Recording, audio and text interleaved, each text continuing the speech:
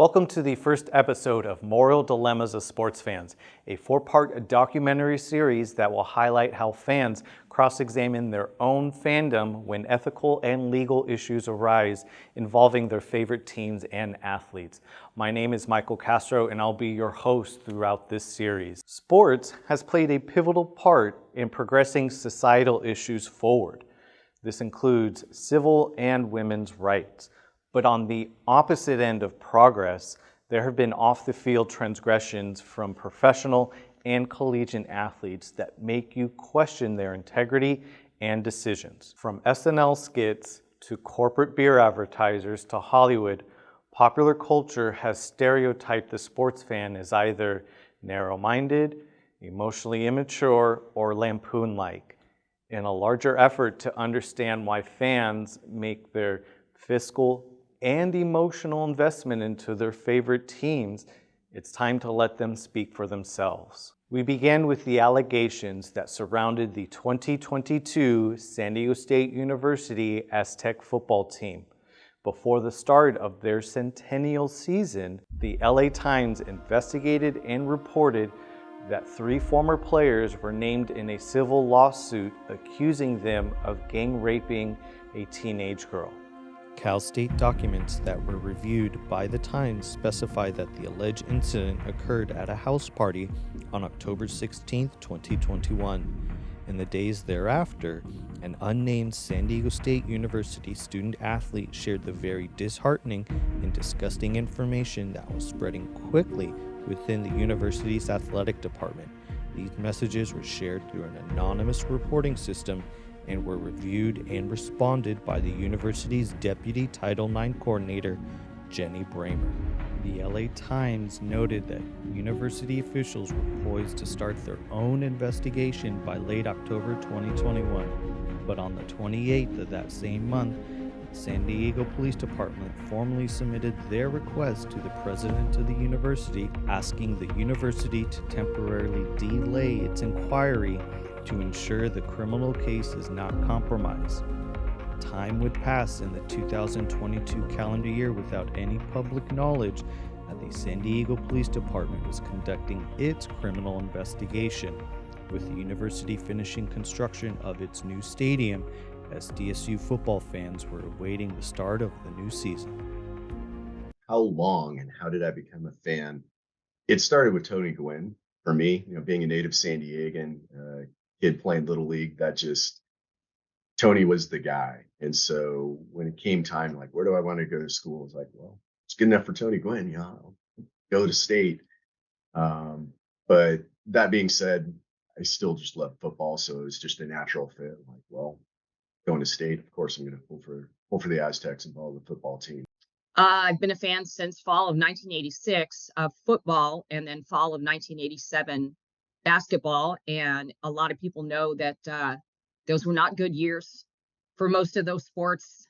How did I become a fan? I think immediately in that first season for football in 1990, there were some pretty epic games that first year, epic players. And when you're going to games, we would play day games as well. We were on ESPN a lot, and going with friends to those football games are amazing memories. Win or lose, it was the memories kind of forged. I am a season ticket holder. My husband and I bought season tickets as the new Snapdragon Stadium was being built and finished, I guess 2 seasons ago now.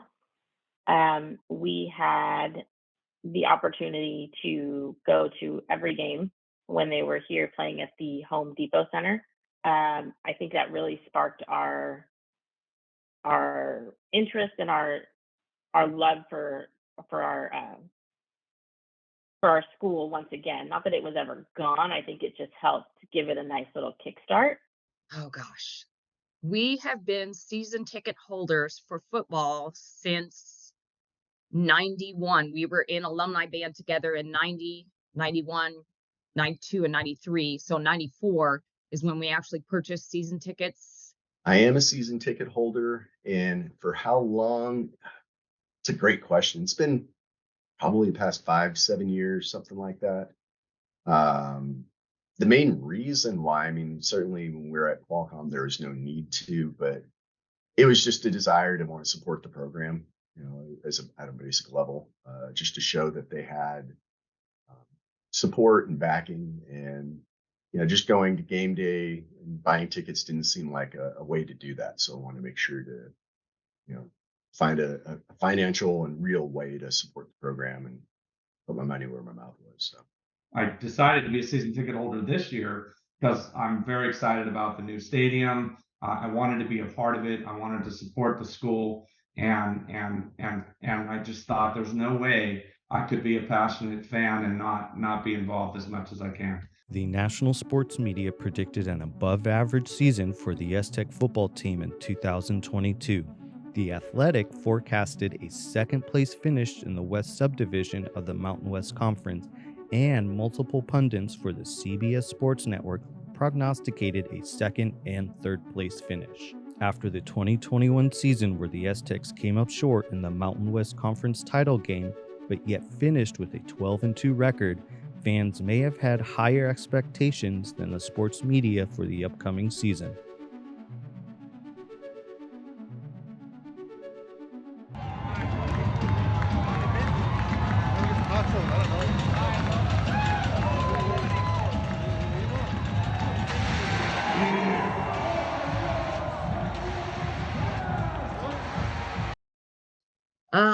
For the centennial season of Aztec football, a lot of hype going into that. Super happy to have the new stadium. The season definitely didn't go as we all anticipated. And I don't know where to start with that one, but it definitely did not meet expectations. I had a lot of expectations, high expectations for the team. I think most people did, and I can pretty clearly tell you that they were not met. I would be remiss, and I think I'm underplaying it to say that those expectations were not met. I wouldn't say I had high expectations, but certainly I feel like my expectations were higher than what we saw. Last season getting 12 wins was great, but even then it was often felt like done with smoke and mirrors. In the months prior to the start of the 2022 season, the allegations of gang rape against multiple former Aztec football players started to become public.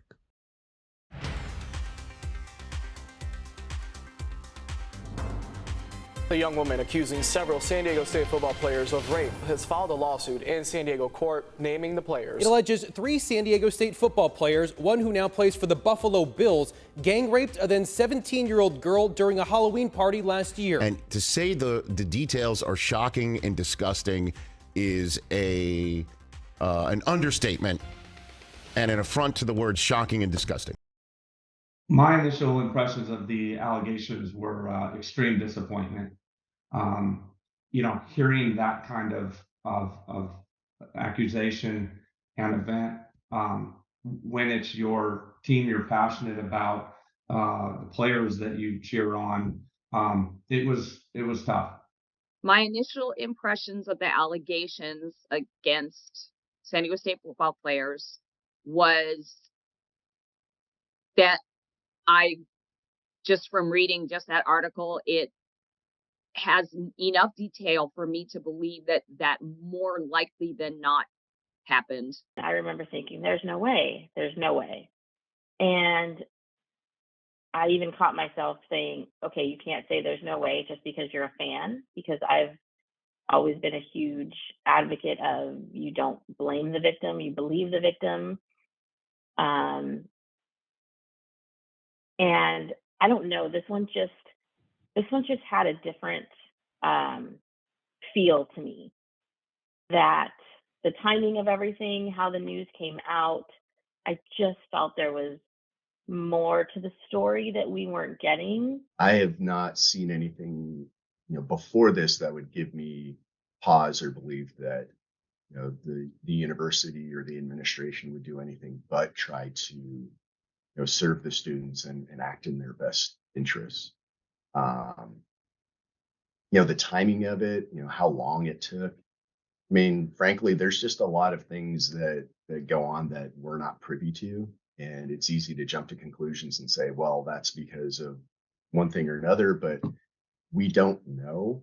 And at this point in life, to be quite frank, I'm trying to get to a point where I'm not jumping to conclusions and making judgments on information that I don't have.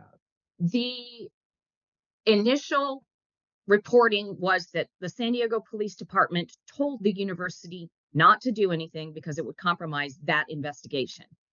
And I can see that side of it. However, even though this didn't happen on campus, it was at a party with San Diego State students, both male and female. And by not informing the student body immediately, you again give the appearance that the timing of it being near a particular football game, the allegation that you want that game to be successful no matter the consequences, it was a bad look. And I do think the university should have told the student body immediately. I really feel they did what they had to do. There's always that Monday morning quarterbacking, forgive the pun, but well, they should have done this, they should have done that. I think this was really a no-win situation for the administration and the school. My name is Mark Skeels. I'm an attorney. I've been working in the criminal justice system for 22 years, most of that as a prosecutor, and the last 2 years as a civil trial attorney. With regard to handling cases involving sexual assault, I worked as a prosecutor in the San Diego County District Attorney's Office for over 10 years. There, I worked in the sex crimes unit, so I was specifically assigned to cases involving rape and sexual assault, as well as some child molestation cases. I then moved over as the senior chief deputy city attorney for the San Diego City Attorney's Office. There, in that capacity, I handled and supervised cases involving sexual battery that were filed or investigated. And then when I came over to the civil world, at Gomez Trial Attorneys, I've handled civil cases where there have been cases filed with women and children who have been sexually assaulted or molested. With regards to the path of the criminal case, after an accusation has been made or the police have been called, whether it's a 911 call or a witness, report something and police respond. When the police have conducted their investigation, they put a packet together, and that includes information about the suspect that's been identified. That packet, when it's finished, and that would include a lot of information, interviews with witnesses, any surveillance footage that might have been obtained, any social media, text messages, or other communication through Instagram that might be relevant to that investigation. All of that is packaged up and put together in a report that's brought over to the district attorney's office on felony cases. That would go to the chief of the sex crimes unit or the assistant chief, and those cases are looked at and then assigned to line deputies who then meet with the detective, they meet with the victim. It's important to have a conversation with the victim prior to the issuance of charges so the process can be explained, the evidence can be reviewed, and the victim can be kept up to date on what is happening with the case. My understanding is that they came out later to say that they were following the instructions of the San Diego Police Department and were instructed to not get in the way or mess up any kind of investigation. So for me, that was the explanation of the gap. Do I like that? Because I want to ask, why did the San Diego Police Department take so long? Really, it's frustrating that these cases take so long because it makes it harder for women or any man that's raped to come forward. With regards to the mechanics of the individual investigation, that can vary from detective to detective. They're going to want the victim interviewed, and that's a starting point for how much information do they know about the assault. Sometimes they don't have a lot of information. If they've been drugged or if they're intoxicated or if they're unconscious at the time of the assault, they may not know and may not be able to fill in those details. In situations like that, when other witnesses are interviewed, I think there is a hesitancy on the part of the detective to share information about what's in those gray areas, what's in those gaps of the victim's memory, because they want to ensure, in terms of the integrity of the investigation, that the information that's provided by the victim is the victim's own memory and impression and understanding of what happened, and not that they're mimicking back what was told to them by a detective as to what another witness says. Hear this summation of work by SDPD investigators, and of course, based on your experience, does this seem thorough for a case like this? Generally speaking, that seems like quite a bit of information that was collected. It's significant that there were 10 search warrants. That requires a detective putting in a declaration under penalty of perjury that there is probable cause to believe that there can be information that's out there that they need to collect, whether that's phone records, whether that's evidence contained in some sort of camera or cell phone that they want to get access to. And so they have reason to believe that that evidence can be uncovered, but you have to get judicial permission within the context of the Fourth Amendment to get a search warrant to be able to obtain that information. But that does sound like quite a bit of investigation that was poured into this particular case. Without being involved firsthand, it's tough to know if there was anything left uncovered or anything more that could have been done. But generally speaking, that is quite a bit of investigation for a case. While there were varying concerns about how SDSU administrators never promptly notified students of the alleged incident, there was similar unease with how the head football coach and athletic department conducted itself. So for me, thinking that the administration knew, but didn't say anything to either the athletic department, the athletic director, or the head coach of the football team, was a bit of a stretch. Well, with Brady Hoke saying he wasn't aware of this until June, it does affect me a little bit on that one, because from what I understand, players started reporting this very shortly after, and when stuff like that happens throughout a team, it gets to the head coach. Ooh, is my faith in the athletic department changed based on when Brady got information and Coach Hoke actually knew what was going on? Not really. And I just to say that simply from the standpoint that the university was really trying to abide by SDPD's requests by and large. What I understand, they were told to stand down and not interfere with the situation with the investigation, and they didn't. They did what they could in the situation. And so, hindsight's 2020. It's always easy to second guess, but really, in a situation like this, I just can't fathom whether it was President De La Torre, JD Wicker, Coach Hoke. There's nothing in any of them that I've seen that would lead me to believe that they'd be like, yeah, we're good, just sweeping this under the rug and being comfortable with this situation and not dealing with it. Hoke's claim that he did not know about this does affect my faith in the athletic department, since we now know that the football program called in a speaker. And that was within, a day or two? So how do you do that and Hoke doesn't know about it? After the 2022 football season concluded for the Aztecs, the public awaited the decision from the San Diego District Attorney, Summer Stephan, for criminal prosecution. So the decision by the elected District Attorney, Summer Stephan, to decline to issue charges at this time, I wouldn't say it's reversible in the sense that you can then farm it out to the Attorney General or another prosecution agency.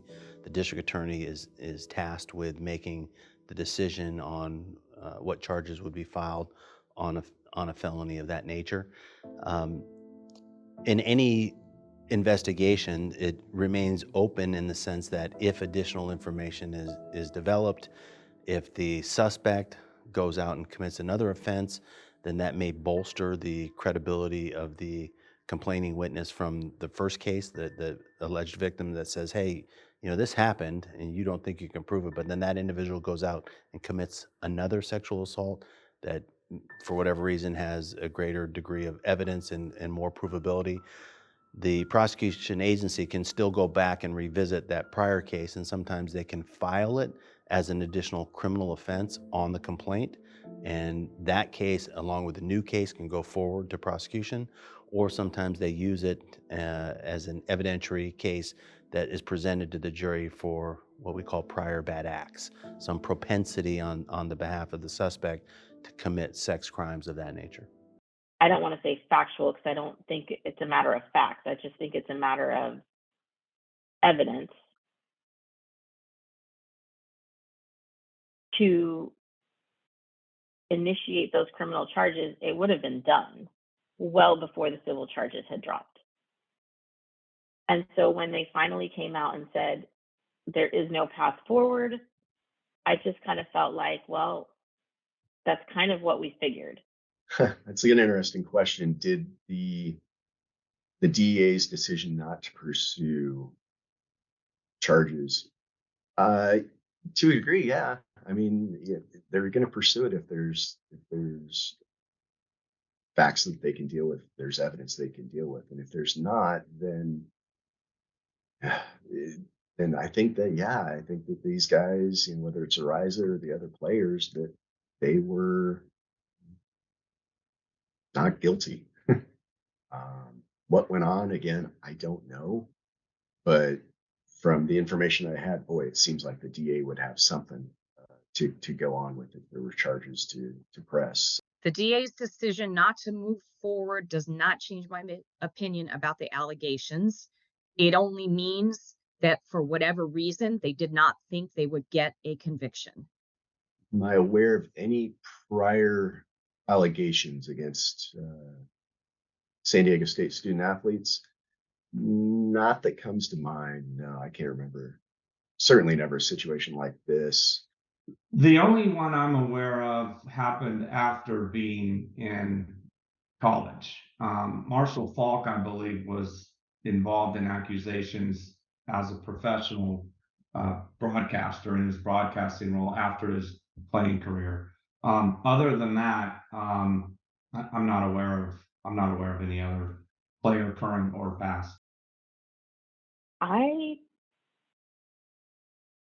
don't believe I'm aware of any other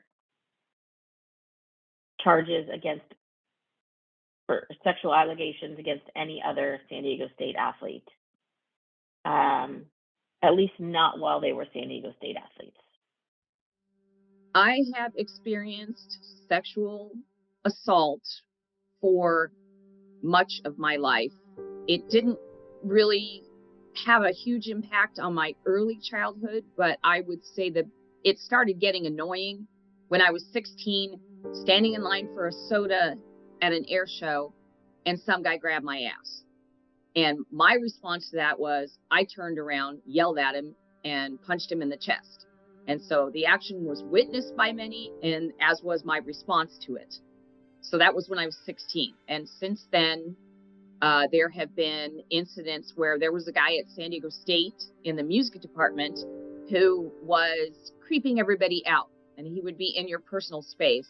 And the final straw, first he showed up at a friend's apartment, and then he grabbed my ass to the witness of people, and I turned around and I hit him. And a bunch of us got together at the music department and testified in a hearing, and he was kicked off campus. Two other notable incidences were at a Chargers football game. Another guy grabs my ass, and I grabbed his thumb and twisted him sideways and said a couple things to him, made him leave. And the last, and hopefully never again, at the 2014 Sweet 16 game in the Honda Center, a drunk guy in front of me reached out and just flat out grabbed my breast. And at that time I was fairly fit, and I grabbed his trachea and squeezed it and shoved it upward in a nice MMA chokehold and said a couple things.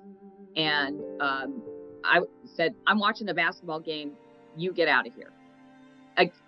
Several of those have been witnessed by my husband, who, again, guys who would do that don't understand those who wouldn't. And because I am pretty forceful in defending myself, he's like, dude, she's going to mess you up. Have I considered if I'm going to renew my season tickets for next year? A little bit. I'm kind of in the middle of that now. It's mostly a financial decision. It's a lot of money. I am a fan, but I am partnered on my season tickets with 2 other Aztec friends, and so we haven't really come to a final determination. We have been in discussions and about renewing our season tickets for next season. And we definitely are going to renew them. Mainly because I don't think you can, as a fan, drop your team just because they had a bad season. We're not necessarily, jumping on the San Diego State bandwagon because they were winning. Have I considered renewing my season tickets? I'd be lying if I said no. This past season was just, it was rough on so many levels. That being said, I mean, yeah, I'm on board again next year. I will continue renewing our season tickets forever, because for us, it's about the student athletes and supporting pretty much our future. For us, especially the marching band, all those, supporting the marching band, those are future music educators. The football players, most of them are not going to go on to play post-college. So you're supporting their futures. So for us, for me, it's about the students. And, administrators come and go, and you hope they learn, you hope they do the right things. A lot of times they don't. Sometimes they do. But it's about the students.